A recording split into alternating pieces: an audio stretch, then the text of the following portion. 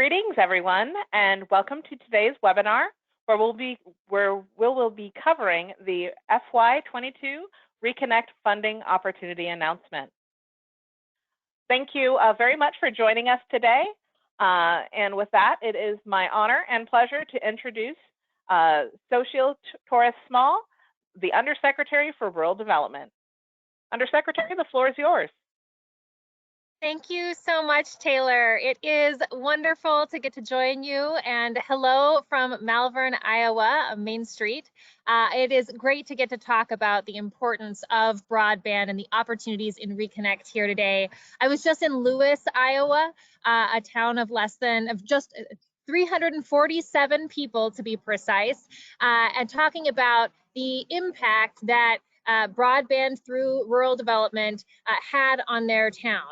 The mayor was telling me he remembered when he had to drive the exact place where he could stop to make a cell phone call before broadband came to town. But once broadband came to town, the cell phone company built a tower, which allowed them to have better cell phone service, and he was also able to do his business at home. That's the kind of impact and opportunity that we have the chance to develop here, and I'm so grateful to have partners and all of you to make that happen.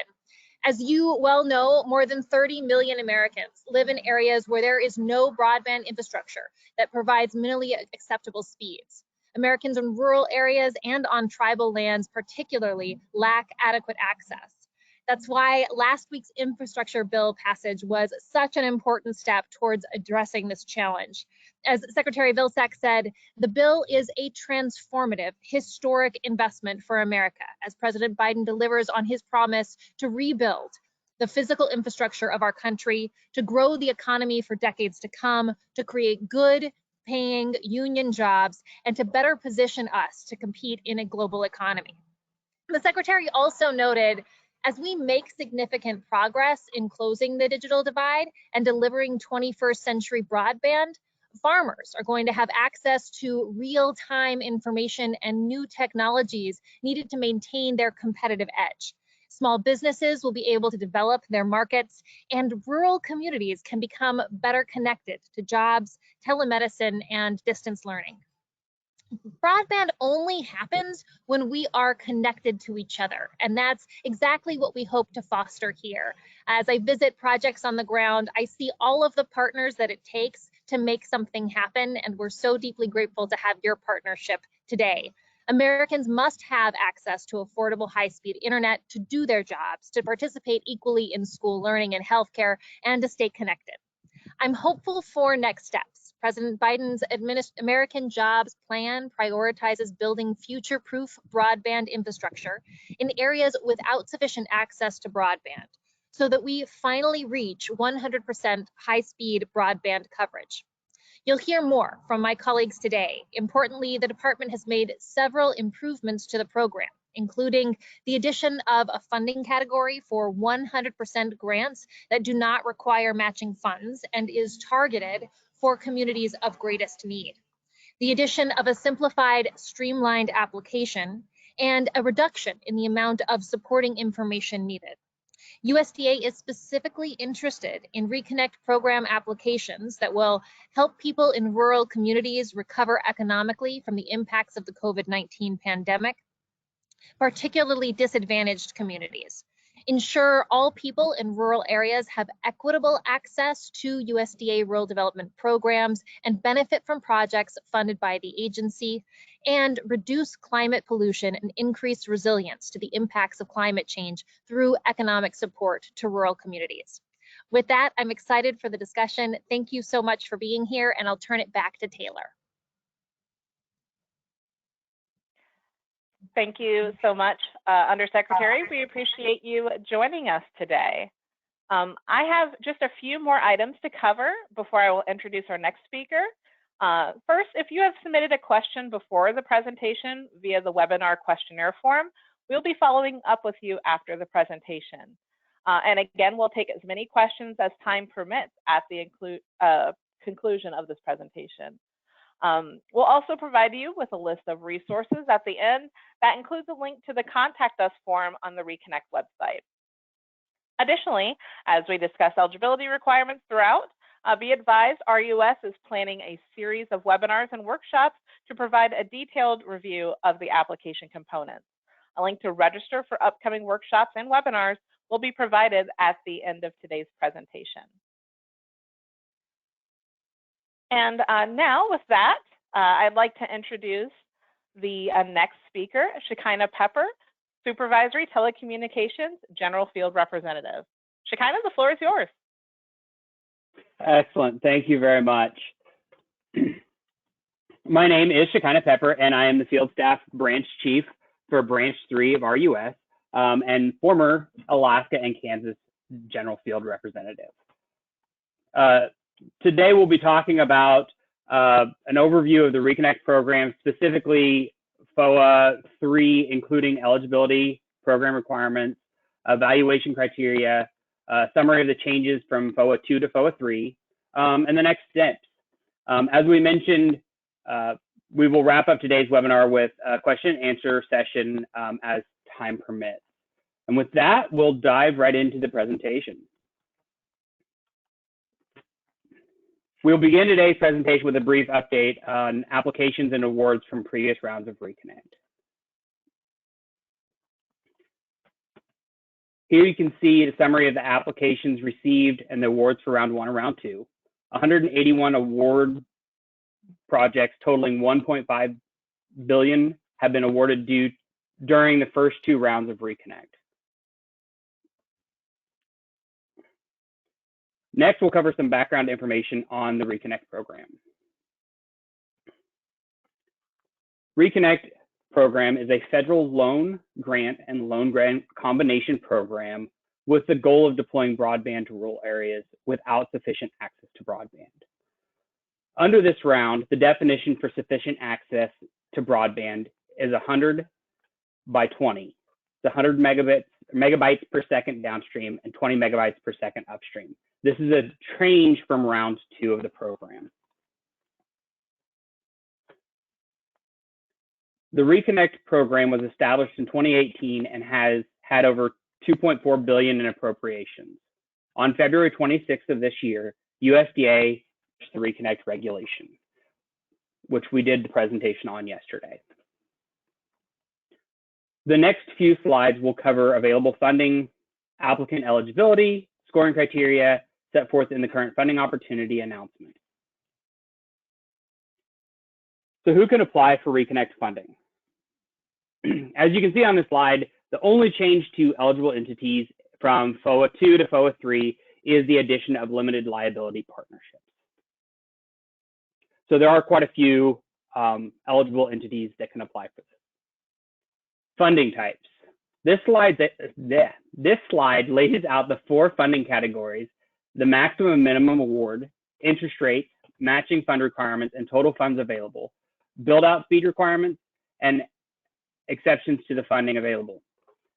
As you can see here, the 100% grant for tribal governments and socially vulnerable communities is a new product for round 3 of Reconnect.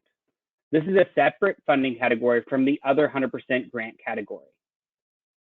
Also note that while the maximum award for the 200% grant category applicants is $25 million, applicants for these categories may request up to $35 million by providing supporting information that demonstrates that the proposed funded service area, or PFSA, are comprised 100% of locations within areas classified by USDA Economic Research Service as FAR Level 4. FAR is frontier and remote. This information is available in our mapping tool. While grant applicants must provide 25% matching funds, if the applicant is a tribal government or a corporation wholly owned by the tribal government proposing to provide service on its own land, there is no requirement for matching funds. Additionally, if at least 75% of the geographic area of the applicant's PFSA consists of socially vulnerable communities, there are no matching funds. Once again, these layers can be found on our website under the mapping tool. I would also like to point out the build-out speed is the same across all 4 products. 100 by 100 megabytes second symmetrical service must be provided to every premise within the PFSA at the same time. Symmetrical service means the same download and upload speeds. Applicants seeking funds for infrastructure projects on tribal lands are required to have a resolution of support from the tribal government in order to be eligible for these funds. I'd like to take a second and make sure you understand that this is a change from prior rounds.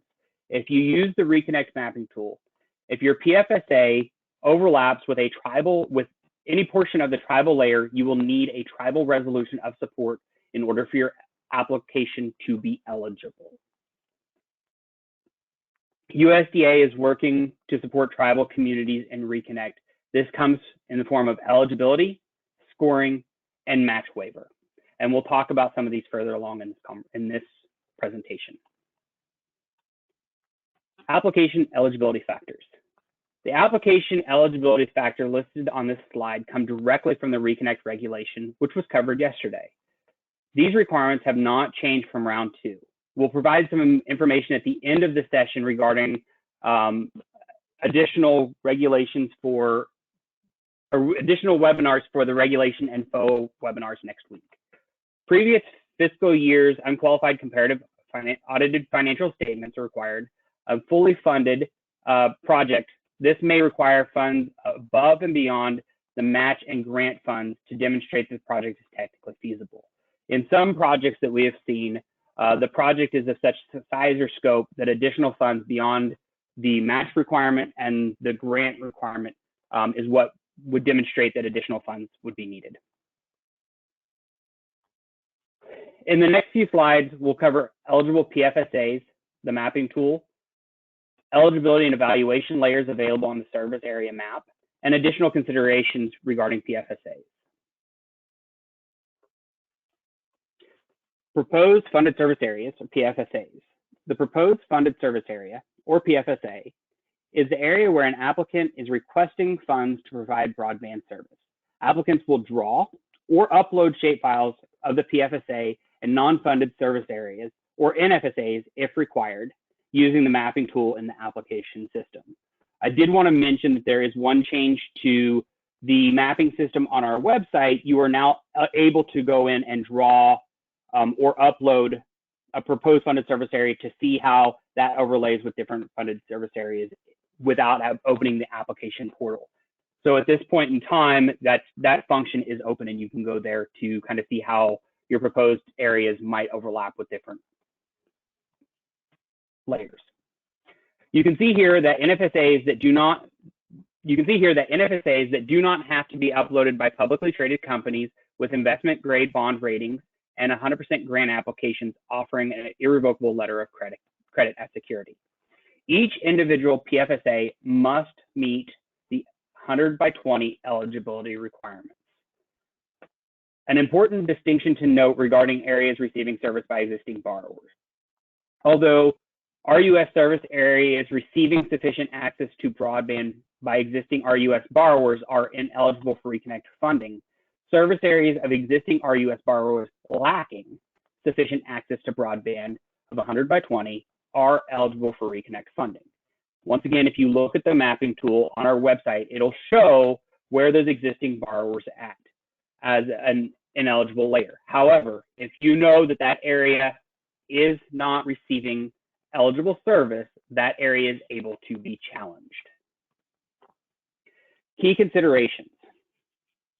The next two slides lay out different layers available on publicly available service area map. To find this map, visit the Reconnect site listed here and select service area map tile.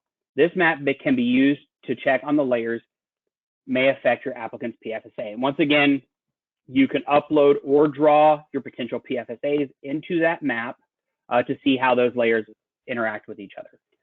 The eligible layers listed on the service area map can help the applicant determine if their service area is eligible based upon FAR, non-rural, pending applications, protected broadband borrower service areas, or tribal lands. Please note that if an applicant's PFSA is on tribal lands, a tribal certification will be required for eligibility, as required under the current FOA. Areas with pending applications are not ineligible. However, in the course of Reconnect process, if those applications through another program are approved, these areas may become ineligible. New this year is the ability to draw or upload shapefiles to this public service area map so that an applicant can thoroughly research the PFSA prior to creating an application. Also new this year is the FAR, Frontier and Remote, Level 4 eligibility layer. Applicants can use this layer to determine whether their PFSAs would cover enough remote areas, those classified by the USDA Economic Research Service as Frontier and Remote, to qualify for higher grant award up to $35 million for 100% grants. This slide is a continuation of the layers available in the service area map. This slide lays out the evaluation layers available on the map. These layers are linked to scoring criteria under the current FOA. Tribal lands are listed both on eligibility and evaluation layers. If an applicant proposes to serve on tribal lands, a tribal certification is required for eligibility. However, there are also points awarded for tribal lands. More info will be on the scoring criteria covered later on in this slide deck. Please note that the application system will use these layers to calculate scores for economic need, rurality, socially vulnerable community evaluation criteria for the 200% grant categories and the 50-50 combination loan grant. Scoring does not apply to the 100% loans that are evaluated on a first-come, first-served basis. This next slide gives you more information on the protected borrower service area eligibility layer. Protected broadband borrower service areas are only eligible for Reconnect funding if they lack sufficient access to broadband, 100 by 20. Otherwise, these areas are ineligible for any applicant. Please also note that the mapping tool will not identify areas that lack sufficient access to broadband as defined in the FOA. They simply identify where those areas are, not the level of service that is there. Please note that the PFSAs do not have to be based upon census tracts in order to submit your application. You can draw or develop your PFSA as you see fit to cover areas that are not receiving sufficient broadband access. Within each PFSA, at least 90% of the households must lack sufficient access to broadband. These PFSAs will be treated as separate service areas when determining eligibility. So if any single area in an application that contains a grant does not meet these requirements, the entire app will be disqualified. As seen on the previous slide, at least 90% of households within a PFSA must lack sufficient access to broadband. If the applicant is applying for a 100% loan, the applicant will have the opportunity to remove affected areas if over 90 or if over 10% is found as having sufficient access to broadband. Under the loan program, you'll have the opportunity to adjust your PFSA, reducing those areas that were found to have service so that your application is eligible. But only 100% loans have that capability. As noted earlier in a slide which explained each of the 4 products and the funding available, facilities proposed to be constructed with award funds must be capable of delivering 100 megabytes per second symmetrical service. We'll say that again. Award funds must be capable of delivering 100 megabytes per second symmetrical service. Again, this requirement is a change from the previous FOA. This is looking at project funded capability. Please note that all Reconnect awardees who are receiving or under consideration for other federal funding must submit a statement certifying that the funds requests from Reconnect are not duplicative of other funding and have not been and will not be reimbursed by any other funding mechanism. Just want to repeat that you have to submit a statement certifying that the funds you're requesting from Reconnect do not duplicate any other federal funds that you're receiving. Key considerations continued. This slide covers important details for applicants who are under consideration for or are receiving RDOF awards. RUS will offer funding in areas receiving or under consideration for RDOF awards. However, the applicant should explain why RUS should provide this additional funding. Example, will the applicant commit to an accelerated deployment schedule if it receives RUS funding?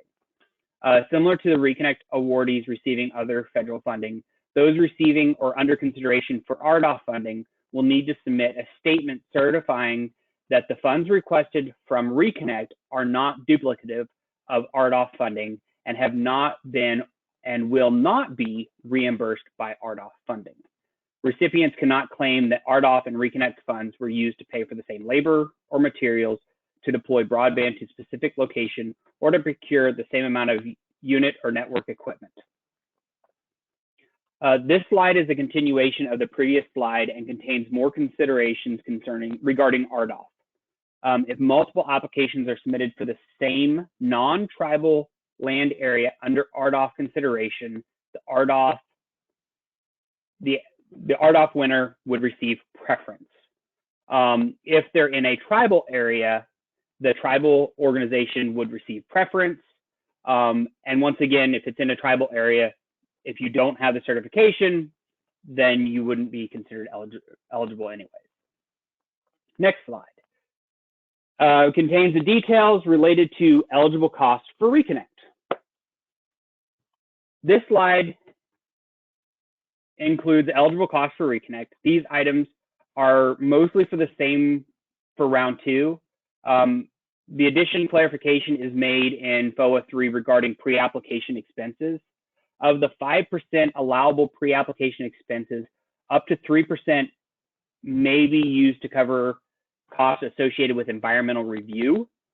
However, monitoring expenses are considered a post-award professional service and are not covered under pre-application expense environmental work, but they are also limited to 3%. So let me just explain that again. So pre-award environmental costs are limited to 3%. Post-award monitoring work is limited to 3%, and that's not the same 3%. The following slide will cover the items to submit under network requirements, professional engineering requirements, and the technology neutral definition. Network requirements. This slide contains the network design requirements which come from the regulation.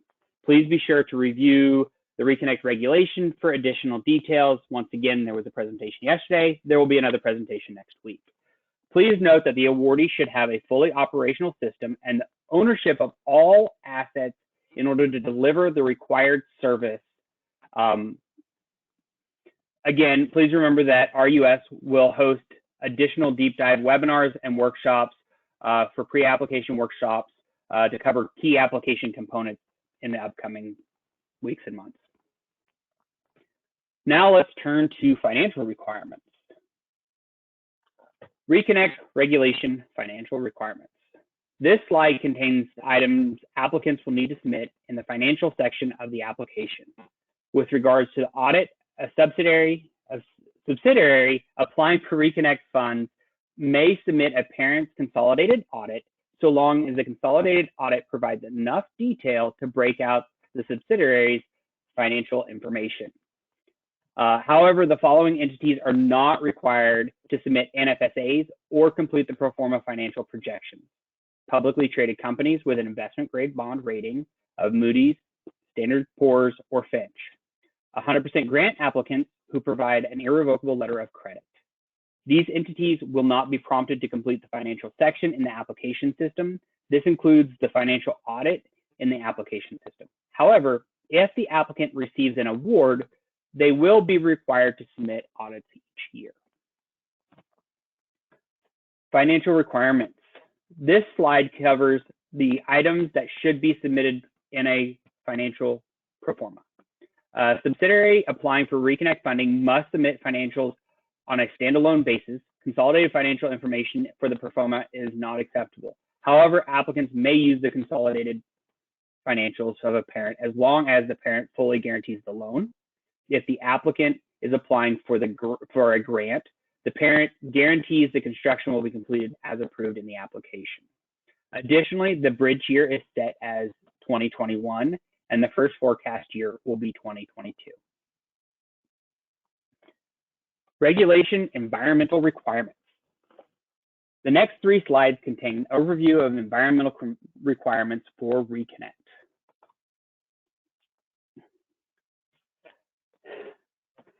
There has been some questions and some concerns on the environmental process from the past couple rounds. We have initiated an environmental jump team that will be looking at clearing previous applications, and we're looking at a new process moving forward. The key aspect of this slide, I don't know if you can catch the takeaway, is don't initiate Section 106 prior to communicating with RUS. Applicants who believe that they need to complete a Section 106 process should reach out to RUS before doing so. You can do that through the Contact Me link on our website, and reach out and ask. You can subject the title as environmental and ask the question that you need consultation on 106 or any other consultation, Section 7, and this will allow us to consult with you to make determinations of whether that process needs to be started and when it needs to be started moving forward.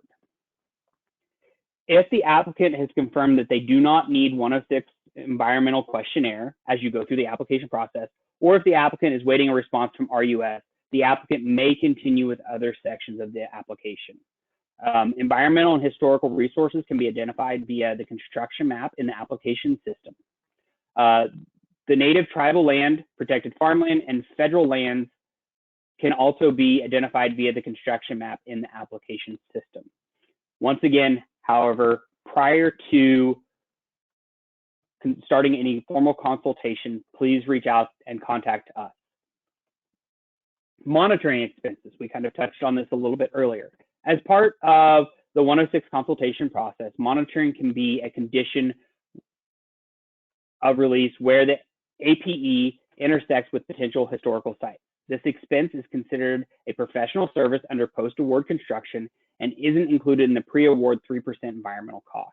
If these expenses are included in your budget and not required, these costs can then later be reallocated to another expense in your budget or withdrawn from the budget to keep your match loan categories at the respective percentages.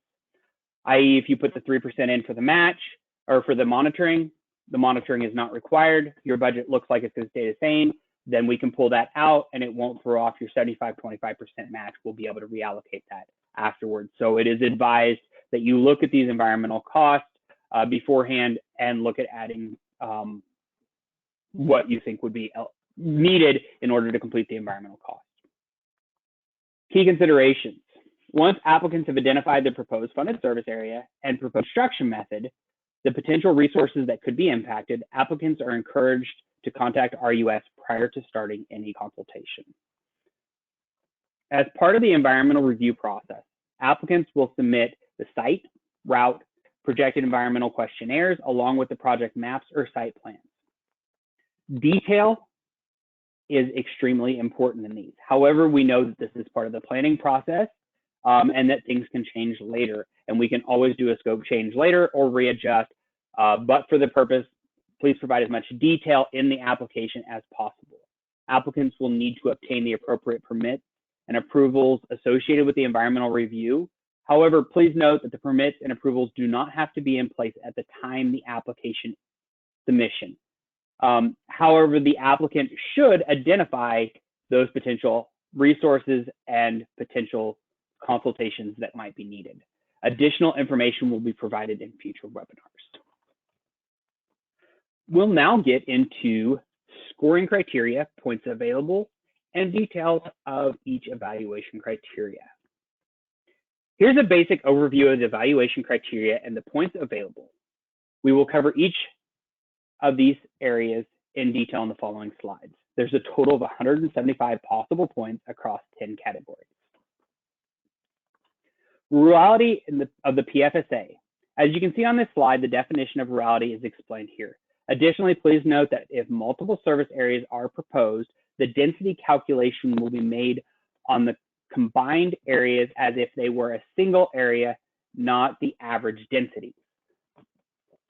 There are two ways to receive the rurality score, either the population density of the PFSA or based upon their distance from a city or town with greater than 50,000 inhabitants.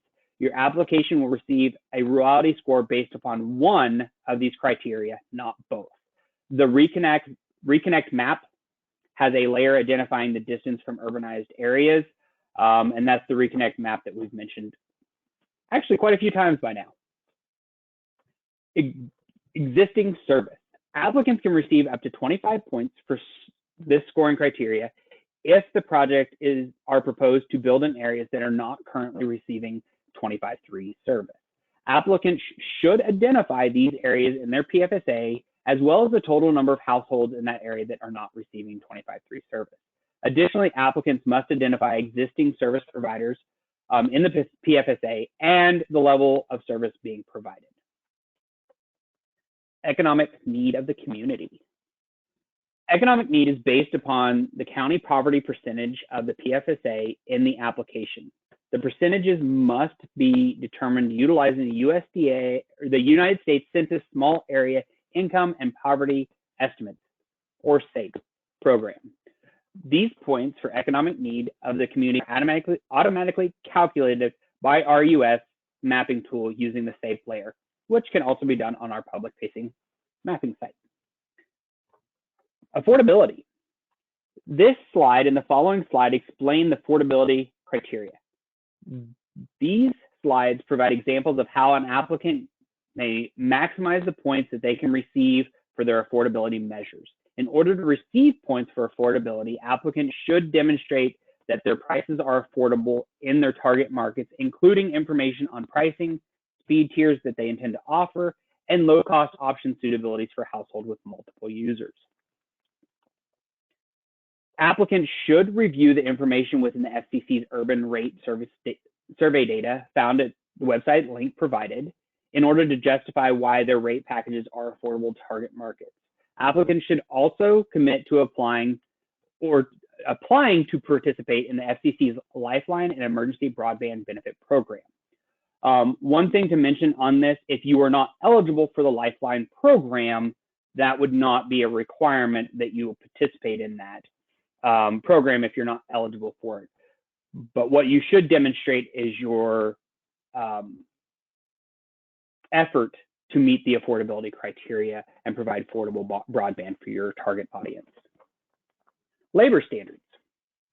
In order to receive points for labor standards, applicants should include a description of how the project will incorporate strong labor standards. This slide outlines the basic information from the FOA for this criteria. Applicants are strongly encouraged to read the FOA carefully on how they're going to move forward with this. Once again, if you're on tribal lands, you must meet all tribal ordinances and compliance with tribal laws. Tribal lands. There are 2-point structures for tribal lands. 15 points available for tribal governments or tribal entities proposing to serve tribal lands. At least 50% of the PFSA is serving tribal lands. 10 points available for non-tribal entities proposing to serve tribal land, at least 50% of the PFSA. Remember, if an applicant is proposing to serve tribal land, a tribal certification is required for eligibility. Tribal lands are analyzed with the RUS mapping tool using the tribal lands layer, and the score for this criteria will be automatically calculated by the system. Local governments, nonprofits, and cooperatives. A local government, nonprofit, or cooperative will receive 15 points under this criteria. The application system will automatically determine the points based upon the information that you put in it. Socially vulnerable communities. The requirements to receive the SVC, or socially vulnerable communities points, are listed on this slide. Points for socially vulnerable communities are automatically calculated by the SVC layer on the RUS mapping tool. This is another one of those where there's an eligibility aspect for it, for the reduced, for the specific grant criteria that waves match, and there's also a point scoring criteria for socially vulnerable communities. So there's 2 aspects to socially vulnerable community in applications. Net neutrality.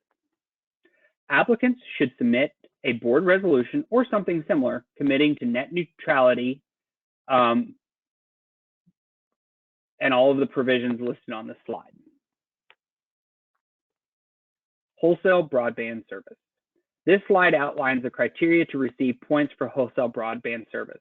An example of submitting evidence could be a statement that the applicant is offering wholesale broadband prices to other service providers, or demonstration of advertisement on their website for wholesale broadband prices.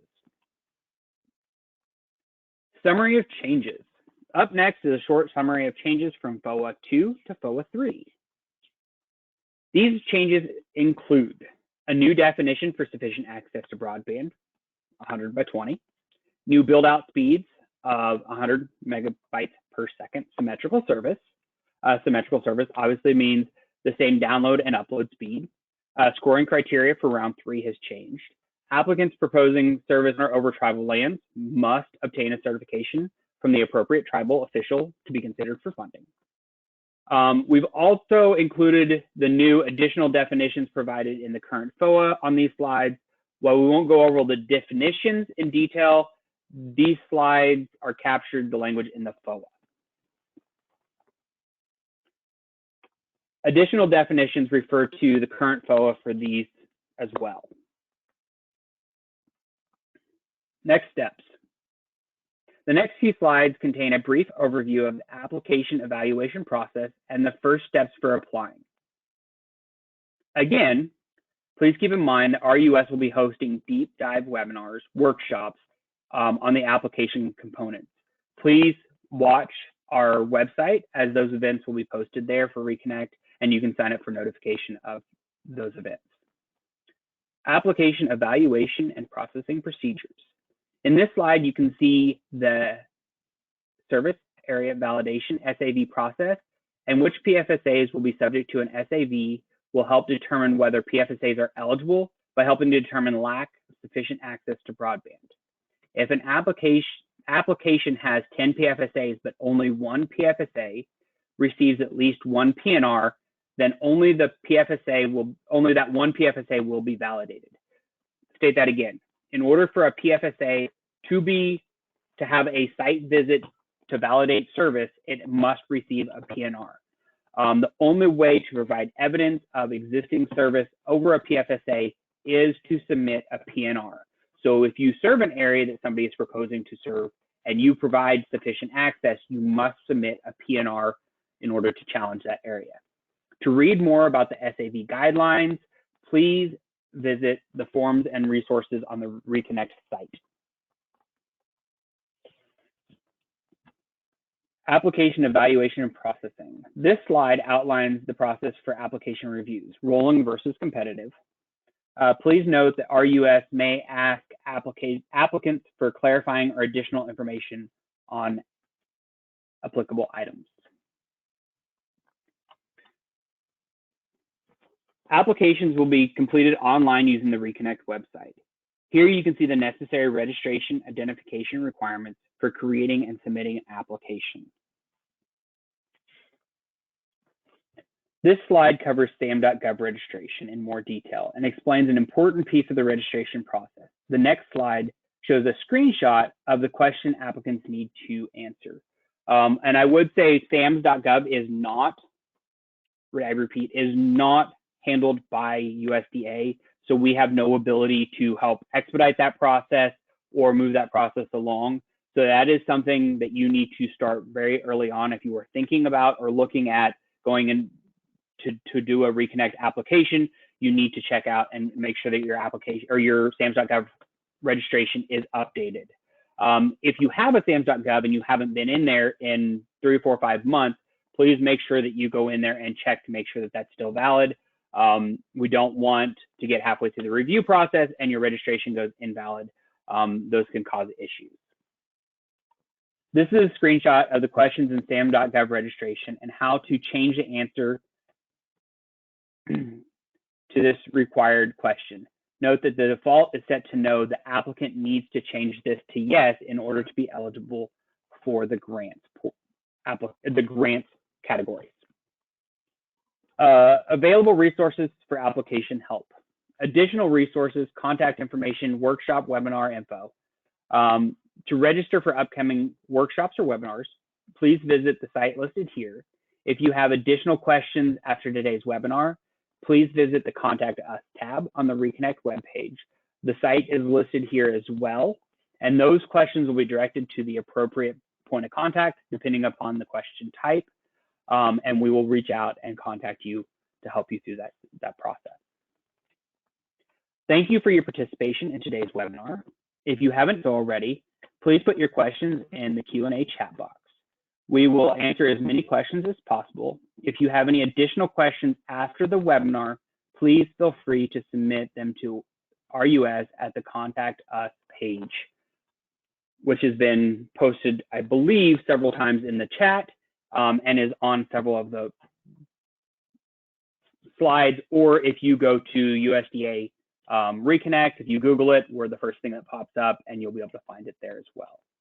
Pod staff will now assist with sharing your questions in the Q&A spot with us, and they will be asking your questions, and then I will be answering them.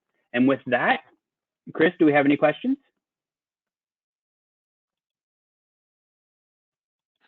Hello, Shekinah. Can you hear me okay? I can. Okay, great job. So here from the pod staff, we're going to talk to you. Well, we're going to read these out. And so the first question is, Shekinah. So applicants may submit just one application. Can a single application include both vulnerable service areas and tribal lands? Yeah, an application can include socially vulnerable and tribal lands. In order to receive the points for the socially vulnerable community score, it must be 75% in order to receive that criteria, or then there's a criteria for the tribal aspects.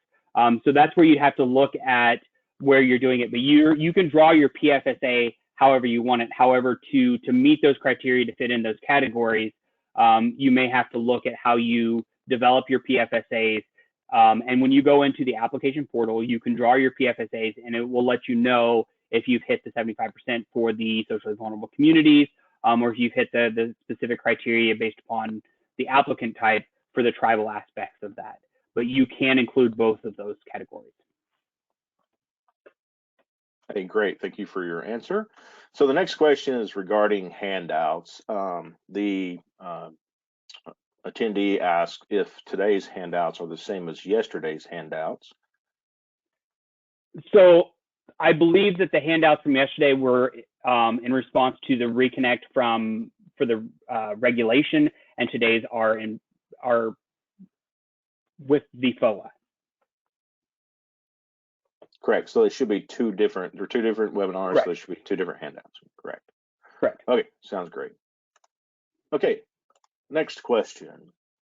Why is sufficient access to broadband defined as 100 megabits per second down and 20 megabits per second up, but the system requirements defined as 100 megabits per second symmetrical?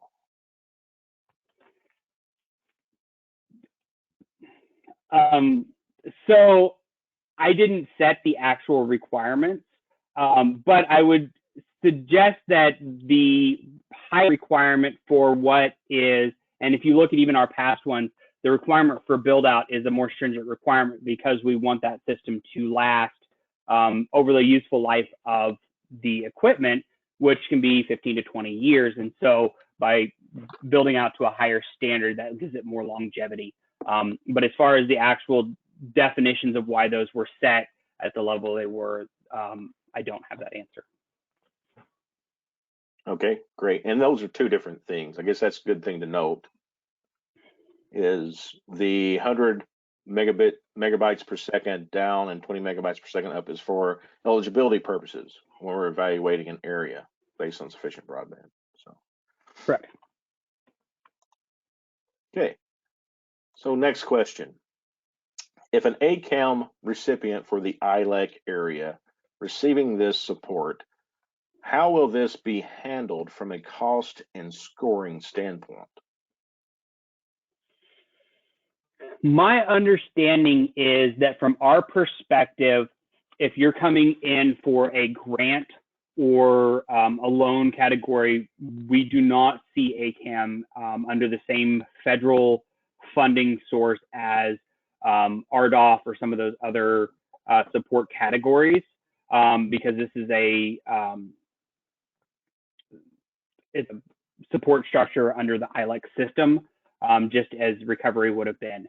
So from our perspective, you would still be eligible, and you would still put your financials together. You would still put all that stuff together. I do not know if the FCC would look at that any different if you're receiving that support and the grant dollars from USDA. And that's something I'm not sure about. But from our perspective, that would not impact your application, to my knowledge. Great. Okay, next question. With the application window going from November 2021 to February 22nd, 2022, which year would be the bridge year? 21. So the system is set up so that FY21 is the bridge year, or not FY, sorry, calendar year 21 is the bridge year. The first historical year would be 20, and the first projected year or financial forecast year would be 22. Great, thank you. Okay, so this is a little bit of a long one. I'm gonna try to do the best I can here with this. So I am trying to determine service area eligibility based on the map we have on our mapping tool.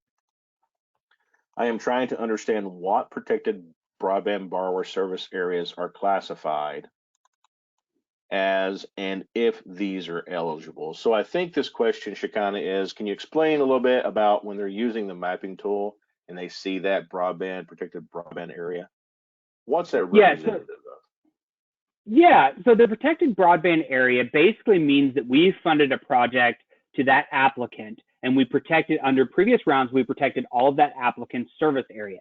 That doesn't necessarily mean that we funded build out in that area or that the build out in that area met the required funding speeds. Now, under Reconnect, under the 2021 Appropriations Act, the only thing that's actually protected is those areas that receive broadband over the 120. So what we've identified is, yes, these areas are areas where we fund the project or we funded that applicant. We're not identifying whether it's eligible or ineligible, just simply fact that that's an area that we funded. Now, if you believe that that area is protected, but it is not receiving eligible broadband service, then you can challenge that area and propose a build out there. However, if they are providing service there, then your application can be disqualified. However, if they're not providing service there, then you could receive an application and go out and build that out. Our maps don't show what the level of services is in specific locations. That's a requirement on you to go out and validate that. And that can be done through speed tests. It can be done through interviews with the public. It can go out and actual visual observations. And you can look at our SAV guide to see how we go out and validate whether an area is served or unserved, to see whether that might work. Now, we also reach out and we do a public notice filing. If you propose to build an area, then we would do it through that. Now, if it is a borrower's protected area, then the protected borrower does not have to file through the PNR process. We will actually reach out and talk to them and have them provide the information directly to us rather than through the portal. But that's really the only difference, is that we work with that protected borrower to gather the information versus them having to submit through the PNR portal. But we do open those areas up. If you feel that an area is protected, is not served, and you can validate that it is eligible. Okay, great. Thank you. So next question revolves around socially vulnerable communities and the requirement about match. So the question is the no match required for serving at least 75% of the socially vulnerable area only on tribal projects or any area in an application from a non-tribal entity? So can you clarify how that works with that? Yes. So the socially vulnerable community, it's an or, not an and. So if you have a socially vulnerable, you have a PFSA that's at least 75% in a socially vulnerable area, then it is eligible for the no match. Or if you have a project that's in the tribal area, it is eligible for the no match, the 100% grant. So it's not, it doesn't have to be both. Right. And you don't have to be a tribal entity to apply for that. You could be a non-tribal entity applying for an area meeting that requirement. Correct. Great. Thank you. Okay. Next question. If a co-op is the applicant, can the cable facilities and electronic equipment be owned by a wholly owned subsidiary of the co-op? So as the rules state now, the applicant must own and operate the facilities. So in that case, the answer would be no, that the co-op would have to be, whoever owns and operates must be the applicant. Great. And that's for all applications, no matter if Correct. you're a co-op or not. Okay, next question. Are there limitations to how PFSAs are drawn? Not really. So, I mean, it's only limited by what you could fund for an area. So you have to be able to fund 100% of the households within a PFSA within the dollar amount. And the PFSAs must cover more than one house, and they must have households within them. Those are really the only criteria I can think of right off the top of my head, but you can donut hole them. They don't have to follow geographic, social, economic boundaries.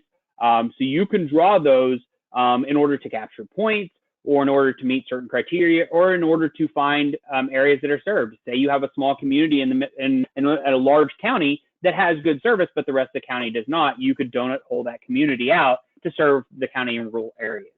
So you have the ability to adjust and draw those PFSAs, or upload the PFSAs that you've drawn into our system. The criteria would simply be that there has to be more than one household, there has to be households there, and you have to be able to fund the entire area under the grant terms or with additional funds. Great, thank you. So the next question is, can you clarify or restate what is the guidelines for the grant programs enabled in order to get the maximum amount of the 35 million? So the 35 million is based upon FAR, which is the frontier and remote category. So you have to meet those FAR requirements. So I believe that that's 100% of the PFSAs, or the areas that you serve, are within the FAR area. If you go to the Reconnect map, there's a layer for the FAR level 4, and you can see which areas would be covered under that additional funding availability. Great. And just as a follow-up, and I may be putting you on the spot here, but do you know, does the mapping system automatically capture this? When you draw your area, does it allow you, does it automatically look at if you're qualified or not to meet the 35 million? I believe so. I know that when you go and you look at the to draw that out, it will tell you whether the percentage. So I know the service map that's outward facing that you can go to our website now and draw in will show you your percentage of socially vulnerable index, your SAPE, and your FAR percentage. It automatically calculates that. Thank you. So next question, what type of financial statements do we submit if the LLC is a new entity with no previous fiscal year? So if you have the requirement is that you have to submit previous year's audit. If you are a startup and don't have the unqualified audit, then you would not be eligible. However, there are certain exceptions if you've got, say, 2 electric companies or something like that that are forming, or there are some minor exceptions in there that could fit. What I would say is reach out to the Contact Us, describe your situation, what's going on, and then we can work with you to provide more information there. I don't want to say it wouldn't be ineligible. However, there is a requirement that you do have to provide those audited statements, but there are some minor exceptions. Great. And so this next question kind of goes back to the previous one, really, but it's again clarifying, that the mission states 100 by 20, but the funding type state 100 by 100. Please elaborate why the presentation states both. So I think we have clarifying. Yeah, so we have two different criteria.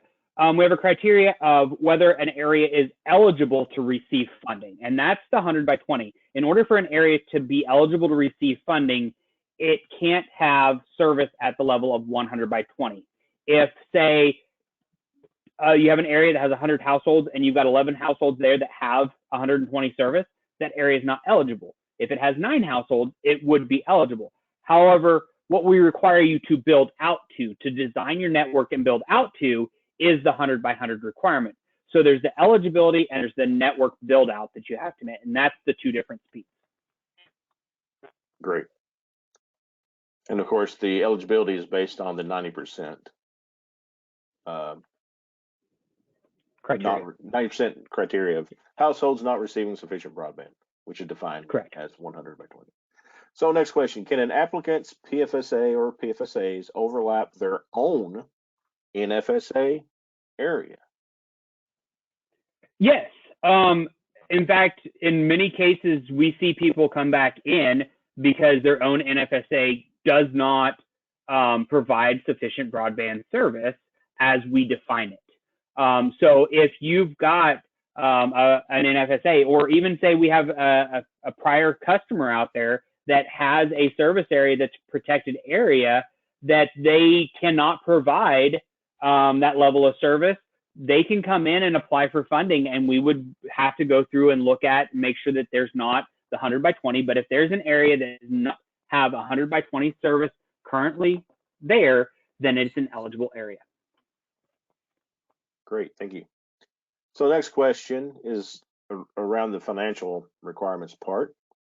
If the applicant is a wholly owned entity of a holding company, does the applicant need to meet the tier, debt service ratio, and current ratio requirements if the project is going to be guaranteed by the holding company?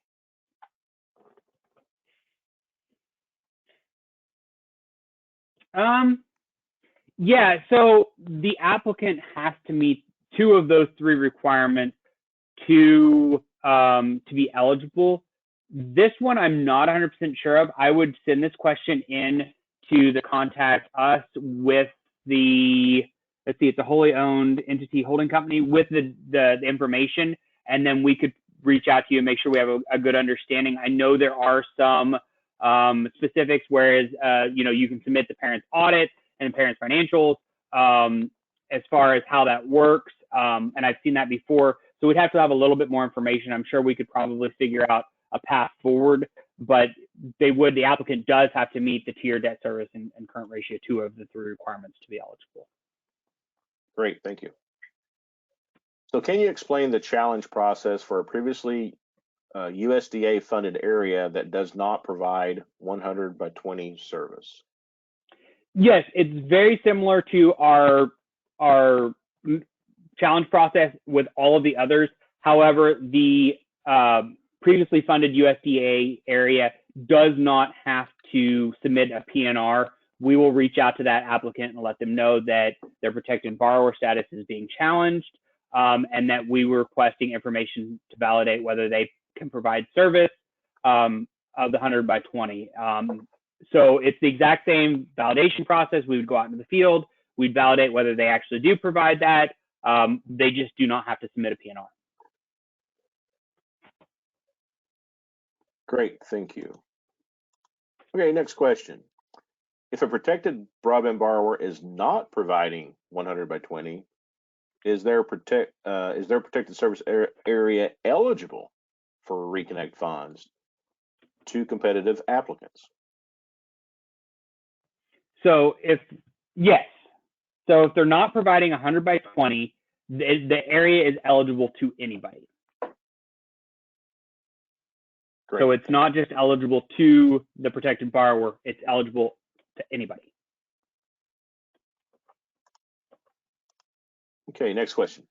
Can you submit a grant application for a PFSA for a tribal request and also submit a PFSA grant for underserved area?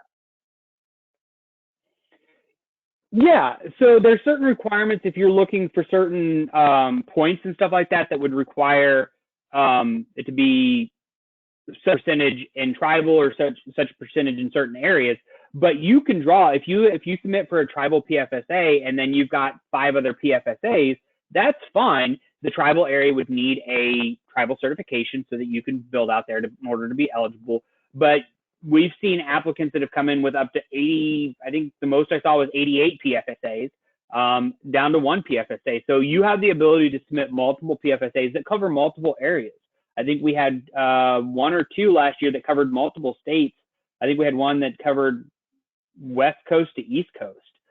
So you have the ability to draw the PFSA that crosses boundaries, geographical dividing lines, all kinds of other things. As long as it's an area that's eligible under our program, then yes, you can do that. Okay, great. Thank you.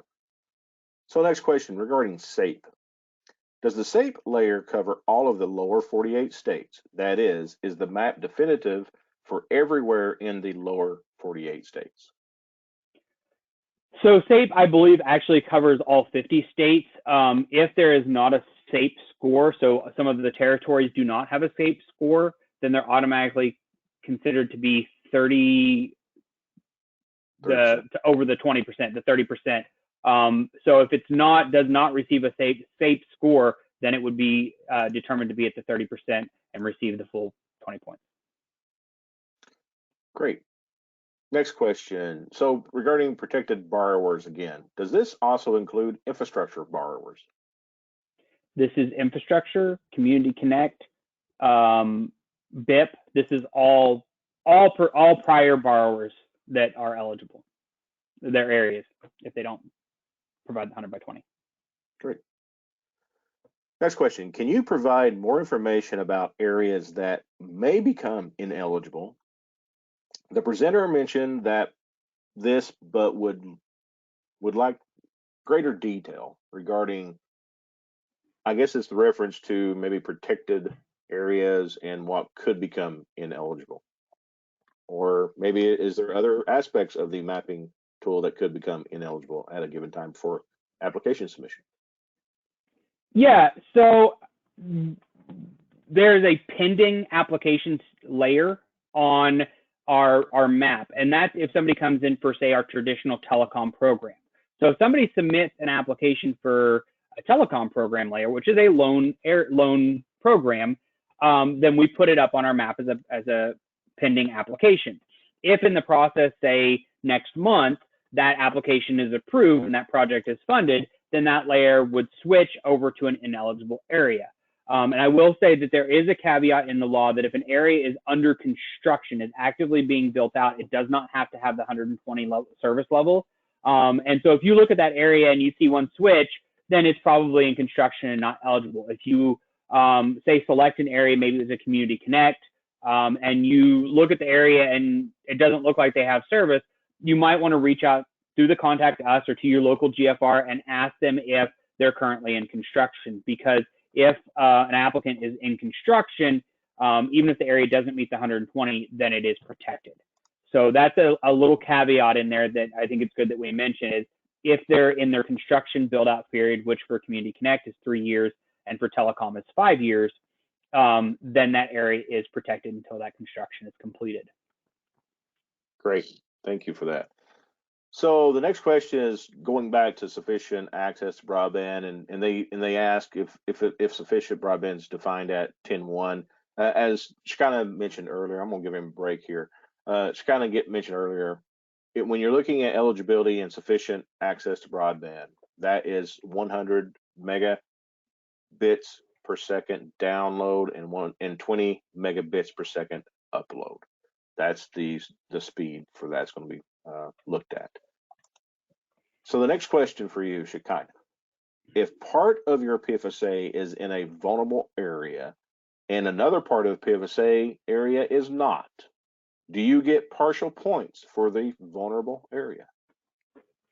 So it is all or nothing. If you have 75% that is vulnerable, then you'll get the points. If it's not, then you'll get an attaboy and we'll fund the project, but you won't get the points. Right. Great. And so this question is regarding terminology, and for everyone on here, please understand when we talk about speeds, we are talking about megabits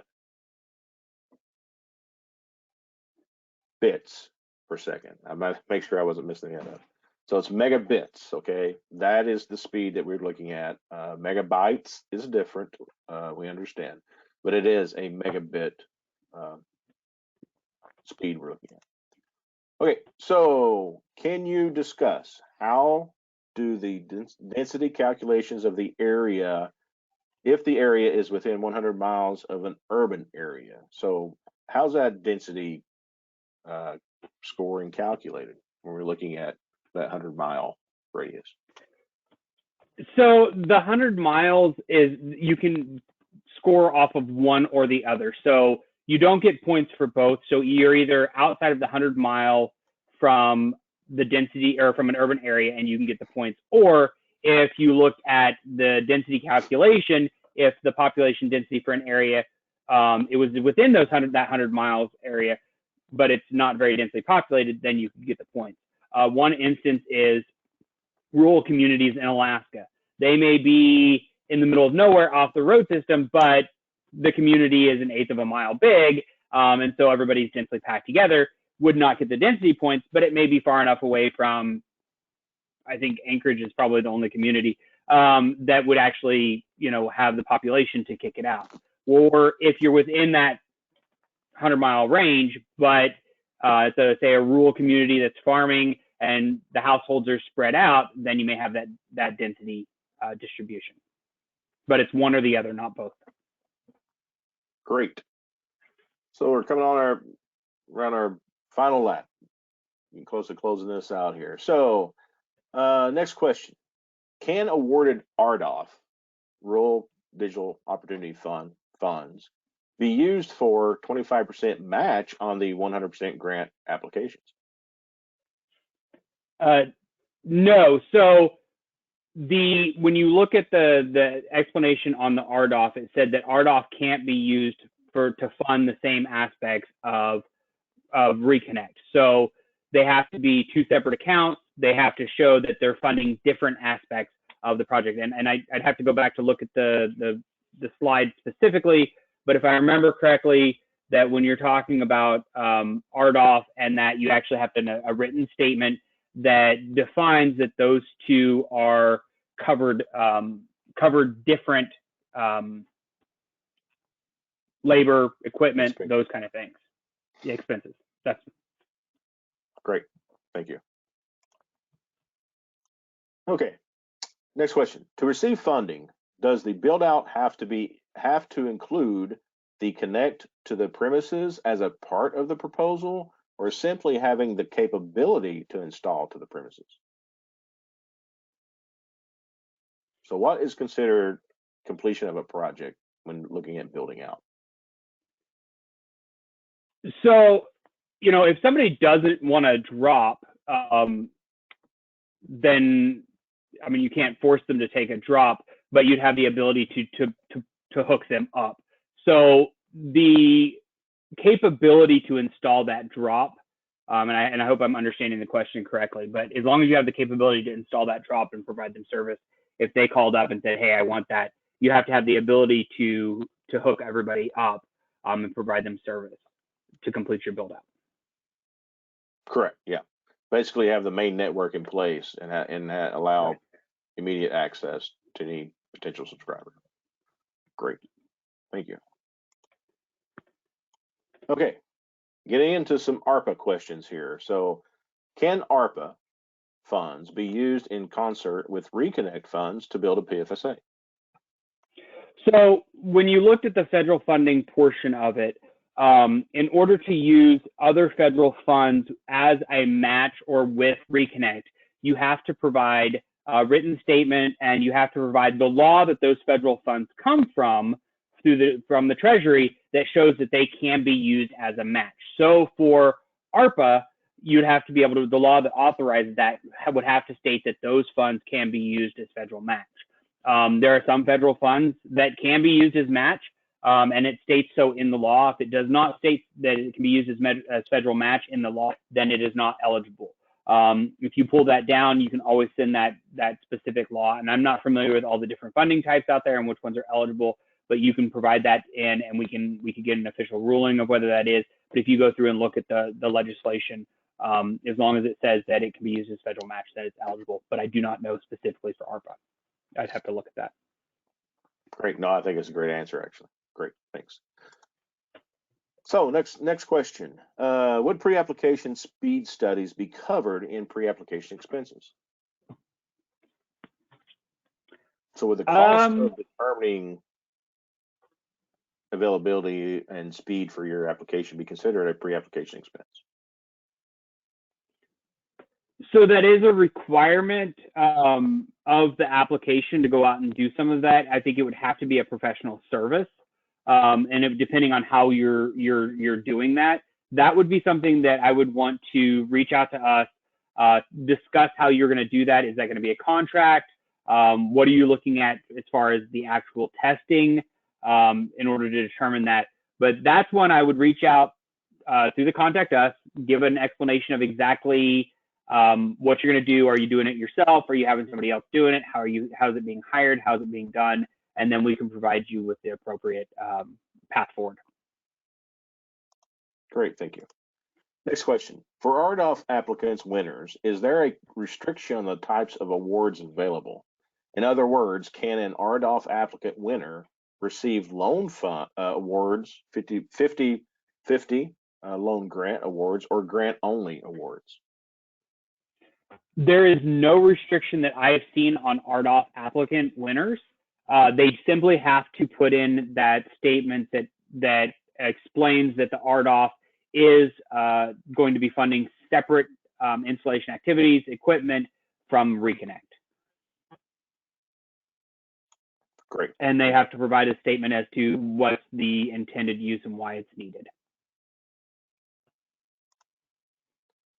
Next question. Will a CIS and CIW workbook be required for each individual PFSA? I believe so. Yeah, I don't actually, think that's changed from the past. Yeah, I would say I don't think that that's changed. I believe that's still the requirement. And we will have workshops upcoming that will dig into each individual application section of the financials, the engineering, technical feasibility, environmental, those different sections of completing an application. Okay, so the next question here, and I'm trying this thing from moving.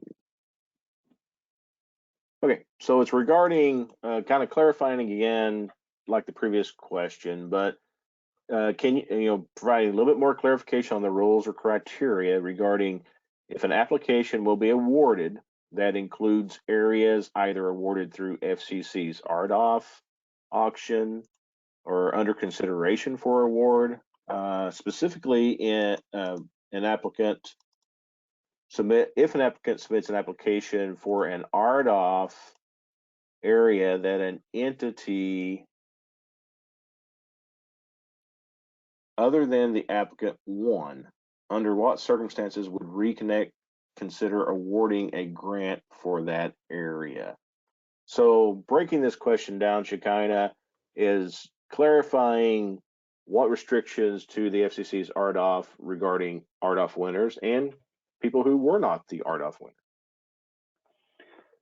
So if it's an RDOF winner, then they have to provide a statement as to the funding and that the funds are not going to be duplicative.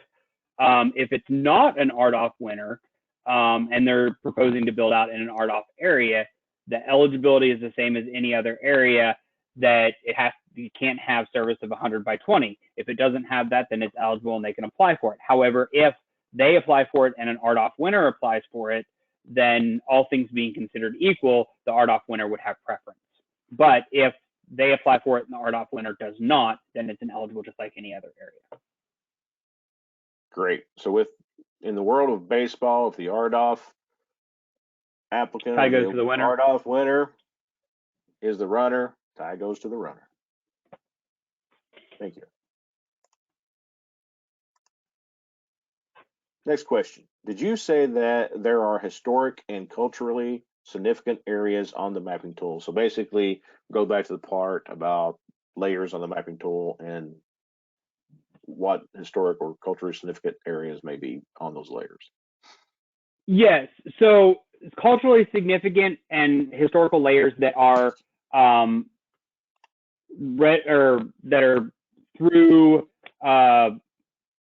I just lost the name certification, but basically if they're registered sites or they're eligible, then they're listed on there. If they're eligible sites to be listed, but they have not been listed on the National Historic Registry, then they will not be on there. Only the ones that are actually listed on the National Historic Registry are on there. So that's the first step. If you're looking at doing the environmental review, that's a good first step. However, in most cases, we may recommend a heritage review or a literature review to look and see if there's any potential sites, because when we're looking at 106, we're not just looking at the ones listed on the historical registry, we're looking at the ones that also are eligible to be listed on the National Historic Registry. And so what the mapping tool does is it gives you an initial first look to see if there's any that intersect with ones that are already listed. Great. Great answer. Thank you. So this next question is in regards to the build out requirement. So understanding that the build out requirements are 100 by 100, will ISPs be required to have a backhaul large enough to handle 100 by 100 to every premise in the PFSA, even though the peak bandwidth being used will be a fraction of the overall proposed requirement? So the requirement in the rules is that they have to have the capacity or the capability in the funded equipment to deliver 100 by 100. So we're not looking at necessarily that you're delivering 100 by 100 to everybody, but the system, the design for technical feasibility has to be capable of delivering the 100 by 100 to every subscriber. Your ability to purchase backhaul and to regulate that and buy more or buy less is an individual, is not something that we have as a requirement under the program. Great, thank you. So next question is regarding the scoring for the 25 by 3 requirement or current service. So regarding that scoring, Shekinah, if a portion of PFSA has a mix of households not receiving 25 by 3, another portion doesn't, will these points be provided on a graded scale, or is it all or nothing? This is an all or nothing scoring criteria. Great. Thank you. So is there a percentage of PFSA that cannot receive 25.3? Again, same question really. Based on that 25.3, applicants just need to provide the information and support for the application, and RUS will look at that, and like she kind of said, if it's determined that significant areas of the PFSA doesn't have 25 by 3, then either the full points or no points would be awarded to the applicant. Correct. And we'll look at what information is provided and then go from there. Okay, great. Sorry, there's 2 or 3 of those right in a row. I think they were sitting next to each other. Okay, what if a school falls into the 20% SAPE score in the PFSA, but the entire PFSA doesn't meet the SAPE score of 20%? Would they still meet this criteria? I think we should explain how that SAPE is scored. Yeah, and you can actually go into the mapping tool, draw it out, and show that if you get it. But my understanding is the area has to meet the 20% in order to do that. So if a certain portion of it does, but the whole area does not, then it would not qualify. But the best way to do that is to go draw the map in the mapping tool or in through the application portal and look at your area and see if it meets what points that you get from that. You can always adjust your map from that perspective to capture points to reduce PFSA or increase PFSA. And I guess, to follow up with this, the understanding of what SAPE is. So SAPE is based on a county level. So if a PFSA is only in a single county, you're only going to have that single score. It's if a PFSA covers multiple counties, then that PFSA score will be a calculation, based on all those scores of those individual counties. Again, like she kind of said, the mapping system will do that for you. If an area is currently being built out to 100 by 100 service or greater, but has not yet completed construction, does that area qualify for funding? So not talking about protected borrowers here. Let's just talk about what if someone is building out a network but just don't have it complete yet? So with this, if the area is unserved, so is it the person that's constructing it that's applying for it or somebody else? So the areas that currently are built out would not be eligible. Any future areas, so if you're the one that's building this out, if you stop, those areas that you have not built out to would be eligible. If somebody else is building out into an area and you propose to look at an area, they have the ability to challenge. If they challenge and they can prove that at least 10% of the households can receive the service, then it could knock your entire application out if they build enough of it over the course of the time that we're reviewing the application. However, if you do it in front of their area and they can't provide that service, and when we go out and we do our service area validation or we do a PNR and they don't challenge it or they can't support it, then it would be eligible. So there's a couple different aspects to that question, and I'm not sure which direction you're coming from. But if you're the one doing the construction, then only areas that have not been constructed would be eligible for funding. Yeah, and I'm follow up to this. And one thing to note: if you are let's say a ISP provider who is in an area and someone's applying for an area that you have plans to build in or you're building into, when we go out and do service validations, we look at what currently is available the day that we're there. So we do not restrict applications because someone is saying, "Hey, I'm building out. I got plans. I'll be out there next year." If the service validation, when we're looking at that, is not there, then from an eligibility standpoint, we'll look at that. Okay. Next question here is on the poverty level. If the percentage is 18.9%, does that mean you just get less points or not the full 20, or does it mean that it isn't eligible? And really, I guess one thing's these are not regarding eligibilities. This is more about scoring. Scoring, correct. And so if it's 18.9% and not 20, do you get the 20? You do not get the 20 points. So that's where it's at, is it's eligible, but you would not get the points if it's not over the 20% per state. Great. Assuming RUS will use census data for potential service location quantities, how will RUS evaluate population density if a PFSA does not match the boundaries of a census block?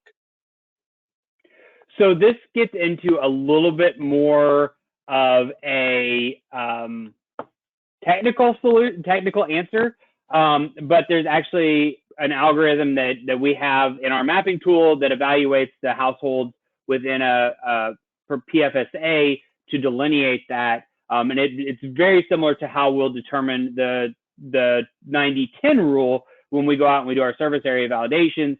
Is we go out and actually capture a geospatial layer that shows which areas we found service, and then that analysis is done through the mapping tool for percentages of and household counts. You also have the ability, if you believe that this is to be incorrect, to be able to provide alternative data. However, that's the process by which we go through and do an evaluation of the household counts. Great, thank you. So in this question, and I guess we want to make sure it's in the correct context here. So how will RUS determine if 25/3 doesn't exist? So remember, 25/3 is only for points scoring under this current FOA. So if it is determined during the SAV, how will RUS account for the fact that the testing will only occur during standard working hours and low foliage times? Basically, fixed wireless service is drastically affected by both times. So I think kind of what they're asking is, you know, how are we validating 25/3, and are we taking in consideration of environmental aspects that could affect that service? We are, and so, you know, I think this is a good question to end on. So when we're looking at this, we're looking at all of the aspects that are provided. So we're taking the data that you're providing us, and we're evaluating that. We're looking at publicly available data. We also use the NTIA's MBAM tool and some of the data and resources that are available there, as far as MLab, UCLA, FCC data, those kind of things. And then we look at all of this data for a validation, allowing for a little bit of a margin of error, knowing that, you know, if somebody runs a speed test at 2 o'clock in the morning, you know, and they're on a wireless, they may pop, you know.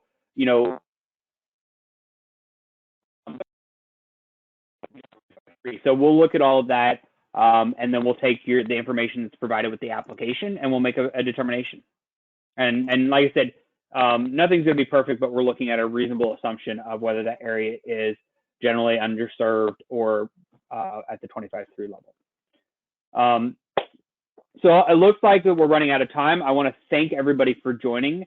If you've not registered for the next webinars, please do so. The link provided, or you can go to the Reconnect webpage and look at the webinars that are upcoming. And remember, if you have any questions, you can reach us at the Contact Us website. If we did not get to your question, or you've thought of additional questions, please reach out. We're here to help you and assist you through this process. And with that, thank you very much.